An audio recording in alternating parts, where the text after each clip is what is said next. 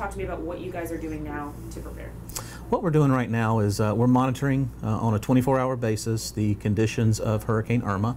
We're looking at every advisory, and we're running some models of our own, and just to make sure that we are in an appropriate timeline as far as a response effort goes toward Hurricane Irma.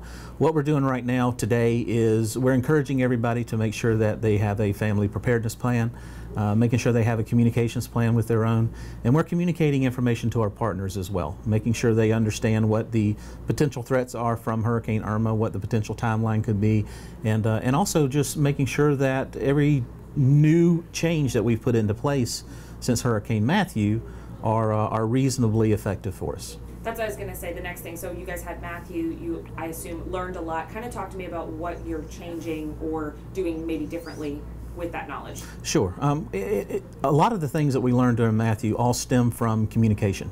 Not only communicating the right message the right way, but also making sure that people on the receiving end understand what that message is. So we're taking a lot of effort to ensure that what we're sending out is received and also understood by the end user. That's key for us. We want to make sure everybody understands what the procedures are, understands what the decision-making timeline is, and also make sure that everyone understands what the authorities are within the county. So if we can do that, we've already improved on our response effort from Hurricane Matthew. So I'm pretty confident. So you talked about communication. I guess what kind of things do you guys have in place now that maybe you didn't before? Well, throughout the weekend we've been putting out information to our elected group as well as our department heads and other community partners. We've been sending information on a regular basis, and not only with email distributions, but also text message distributions. And we've also been sending stuff out through our social media accounts. So not only making sure that our partners are informed, but the general public as well. What kind of communication do you guys have in place between like you, the city, all of those partners, you know, in that disaster response to make sure that you guys are communicating effectively and getting all of the right things done at the right time? We have several different measures in place. We've got an email group that is specific to certain partners. We've got text messaging groups that are specific to certain partners, and just making sure that we're using both of those groups effectively to make sure that we get the message to the people when they need it. Are you guys, do you have like one main hub for everyone in a disaster, or are you guys kind of spread out? How does that usually work? As far as coordination goes? Yeah, during an emergency event such as Hurricane Matthew or Hurricane Irma, we would move our emergency operations function to the Emergency Operations Center off Chatham Parkway. So at that facility is where we bring in a bunch of partners from across the community to come in and coordinate that disaster event. So with that, there will be a lot of the command policy group that would be co-located at that same location, so that way decision making can be done quickly. Is the city with you on that too, or are you guys separate? The city has their own emergency communications center, but we do have representation from the city in our EOC. To have everybody that needs to be in an emergency operations center is just, it will be a lot of people. So we're fine with the individual coordination centers around as long as we have a direct link through a representative that can communicate information back and forth. We're fine. And you talked about you guys getting ready and then the public getting ready. What should people be putting in place now in case something does happen? I think on your website there was something about a 5-gallon emergency kit. Yeah, we're encouraging everybody to have an emergency kit. That's something that we advertise year-round. So have an emergency kit, find out what the contents are that you will need for your family. You can find that online at chathamemergency.org or any other source of information. Put that emergency kit together if you haven't already done so. Put it in the closet. If you already have one, go ahead and check it to make sure that it still meets the needs of your family. And the other thing is to make sure your family has a communications plan. If you get disconnected during an emergency or disaster event, make sure everyone knows how they're going to communicate with each other. So that's important, because any disaster starts at the lowest possible level, which is the individual. So if the individual and the individual families can do that preparedness effort in advance, we'd be a much more resilient community. When we're talking about evacuations and possible evacuations, you guys have new zones in place this year. Kind of what do people need to know to prepare for that in case it becomes necessary? During Hurricane Matthew, we had 2 evacuation zones for the county, with I-95 splitting the 2 zones. So the first zone was a huge zone. It was I-95 to the coast. During Matthew, we thought that maybe we could get a little bit more efficiency out of the evacuation process by splitting that large zone up into 2 zones. So we used Truman Parkway as the dividing factor. So now we've got Zone A, which is from the Truman Parkway to Tybee Island. Zone B is from the Truman to I-95, and then Zone C is from I-95 to the county line. So with an evacuation order in the future, we should be able to get a little bit more efficiency out of the evacuation process by breaking it up into those individual zones.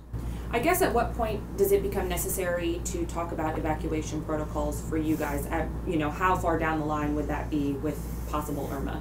Yeah, for Chatham County, we have an identified evacuation clearance time. Now that fluctuates based on the conditions of the storm and also time of day as far as when it'll make landfall. So we have to look at all of those factors when making an evacuation decision, but that is a clearly defined time. We know that it takes X number of hours in order to initiate, activate, and to wrap up the evacuation process for Chatham County residents. So we can take the conditions of the storm and subtract those 36 hours or 40 hours in order to give us an idea about when we need to issue that evacuation order. As far as re-entry goes, it sounds like, I wasn't here for Matthew, but there was some confusion about, people maybe not knowing if they left, that they couldn't come back in. What do you need to know if there is an evacuation as far as re-entry? Again, it's about communication. We want to make sure that we're getting that message out and it's being distributed effectively, and it's also being received effectively. That's the key thing there. So ensuring that all of our community partners understand what the reentry program is designed to do and how it should be implemented, because we want to make sure that we have the resources available within the community to support the general population that's coming back in. So would it typically be just those, most critical workers that come in first and then it rolls on to regular humans? Right. It is a phased approach. Reentry is a phased approach. We look at bringing in resources that can establish those critical infrastructure components like water, sewer, sanitation, health and medical services, pharmaceuticals, making sure that we have those basic human services in place before we allow the general population back in. So we've got to bring in those critical partners in advance of the general population so we can make sure that we're ready to receive them. It sounded like the other new thing this year is that you guys are working with the public school system to set up shelters at schools like post-storm, as opposed to somewhere to ride out the storm, right?